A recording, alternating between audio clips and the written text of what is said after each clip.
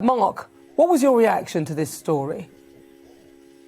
Well, I wasn't unduly surprised, Nana, to be honest, because we know that both the Russians and the Chinese have been very active in trying to subvert, to use the Mark's word, our political processes and to influence politicians as well as the executive.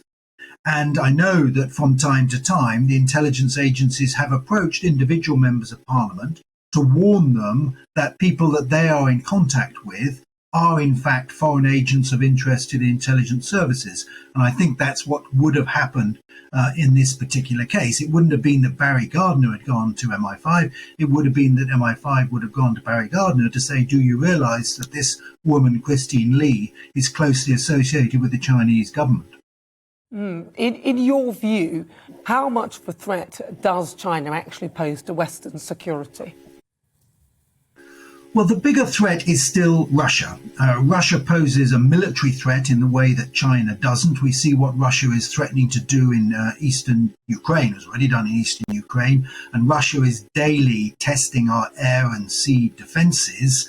It's also launching cyber attacks, assassination attempts, as we've seen on and successful sometimes on British streets, misinformation campaigns, interference in our elections, in our referenda, the Scottish referendum, the EU referendum, all of those Russia was involved in. China is a longer term threat.